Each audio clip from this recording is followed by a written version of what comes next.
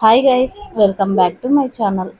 ఈరోజు వీడియో వచ్చేసి చికెన్ బిర్యానీ అయితే చేస్తున్నాను. అండ్ నా ఛానల్లో వీడియోస్ చేయకైతే చాలా డేస్ అవుతుంది. So after a long time video అయితే పోస్ట్ చేస్తున్నా. సో నా ఛానల్లో ప్రీవియస్ వీడియోస్ చూడకపోతే ఒక్కసారి వెళ్ళి ప్రీవియస్ వీడియోస్ కూడా చూసేయండి. అండ్ నా ఛానల్ని సబ్స్క్రైబ్ చేసుకునే వాళ్ళు ఉంటే ఒక్కసారి వెళ్ళి సబ్స్క్రైబ్ కూడా చేసుకోండి.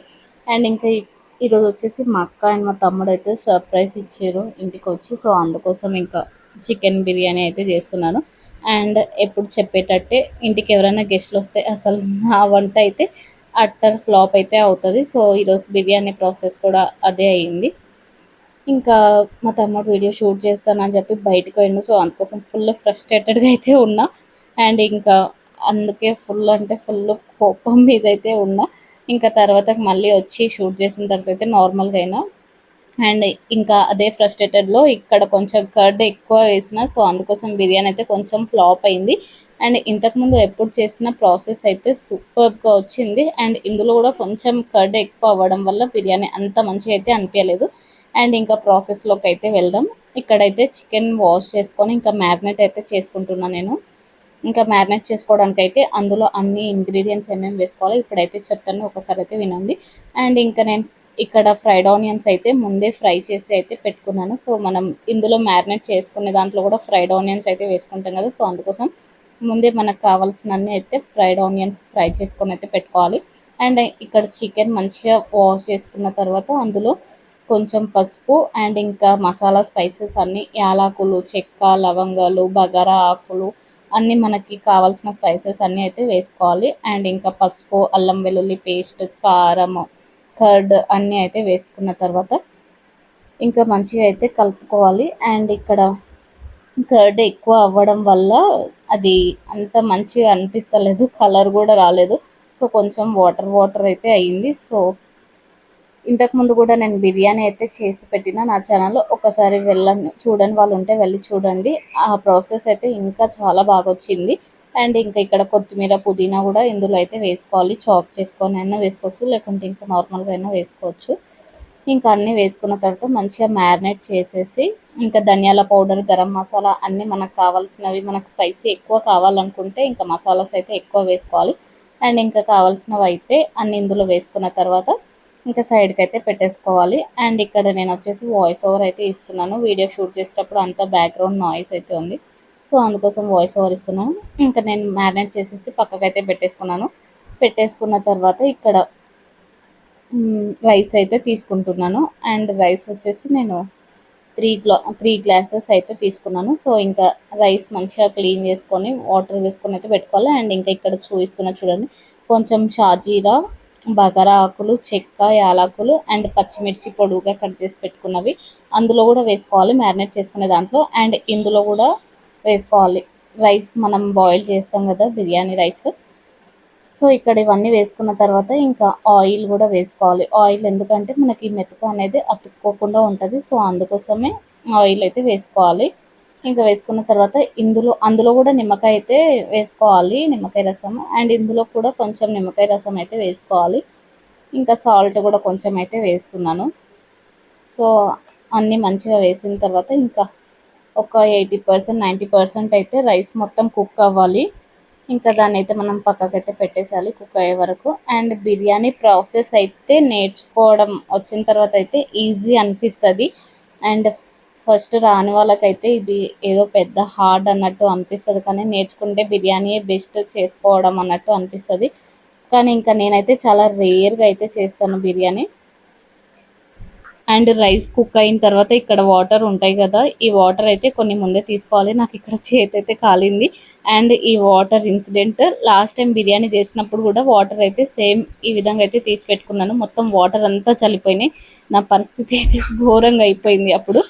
సో ఇంకా ఫైనల్గా ఇక్కడ వాటర్ అయితే తీసుకోవాలి. సో ఇంకా తీసుకున్న తర్వాత రైస్ అయితే కుక్ అయిపోయింది. రైస్ కుక్ అయిన తర్వాత ఇంకా మా తమ్ముడైతే ఇక్కడ వాటర్ అన్నీ అయితే ఉంచేస్తున్నాడు.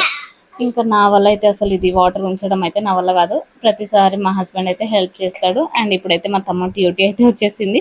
అండ్ ఇంకా నాకు కిచెన్లో హెల్ప్ చేయడం అంటే ఇంకా అందరు కంపల్సరీ అయితే ఉండాలి, ఏదో ఒకటి అయితే చేస్తూ ఉంటారు.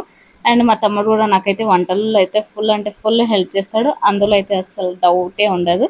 అండ్ ఇంకా ఇక్కడ బిర్యానీ మొత్తం ఆ, అయ్యింది. ఇంకా రైస్ మ్యారినేట్ చేసింది అన్నీ అయితే పెట్టుకుంటున్నాను ఇక్కడ దమ్కి పెట్టడానికి.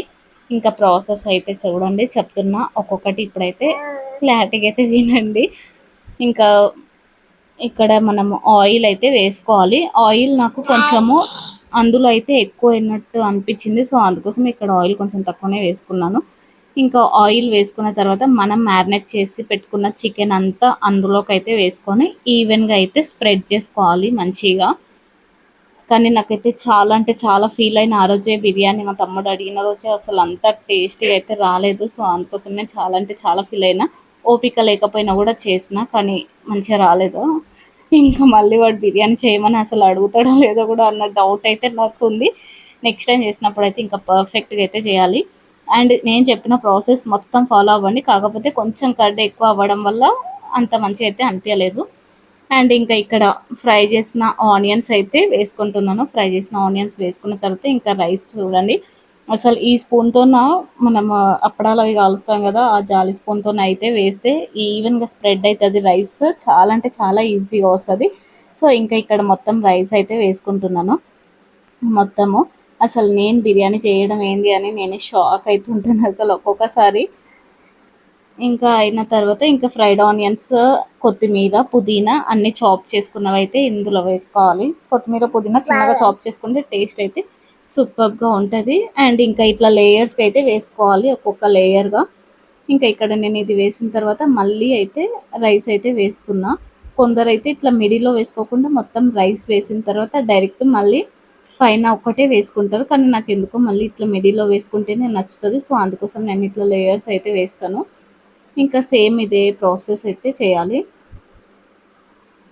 కొందరు బిర్యానీలో ఫుడ్ కలర్ అయితే యూస్ చేస్తారు, సో నాకు ఫుడ్ కలర్ యూస్ చేయడం అయితే ఇష్టం ఉండదు, సో అందుకోసం నేను ఫుడ్ కలర్ అయితే అసలు యూస్ చేయను. ఫుడ్ కలర్ ప్లేస్లో మనము పసుపు విత్ ఆయిల్ అయితే మిక్స్ చేసుకొని లైట్గా ఆయిల్ పసుపు మిక్స్ చేసుకొని వేస్తే కూడా ఎల్లో కలర్లో అయితే బిర్యానీ వస్తుంది, చాలా అంటే చాలా బాగుంటుంది. సో మీరు కూడా మ్యాక్సిమం అట్లనే ట్రై చేయండి, సూపర్గా ఉంటుంది టేస్ట్ కూడా. ఫుడ్ కలర్ వేయాల్సిన అవసరం కూడా ఉండదు. అండ్ ఇంకా ఇక్కడ మొత్తం అయిపోయిన తర్వాత ఇంకా మళ్ళీ ఫ్రైడ్ ఆనియన్స్ అయితే మిగిలినవి అన్నీ మొత్తం పైన అయితే వేసేస్తున్నాను. ఇంకా వేసిన తర్వాత ఇంకా కొత్తిమీర పుదీనా కూడా అన్నీ వేస్తున్నాను. బిర్యానీ ప్రాసెస్ ఇంత ఈజీ అని నేను కూడా నేర్చుకున్న తర్వాతనే తెలిసింది అసలు నేను ఎంత హార్డ్ ఉంటుందో అన్నట్టు. అండ్ ఇంకా ఇక్కడ వాటర్ తీసి పెట్టుకున్నా కదా, ఆ వాటర్ అయితే వేస్తున్నా.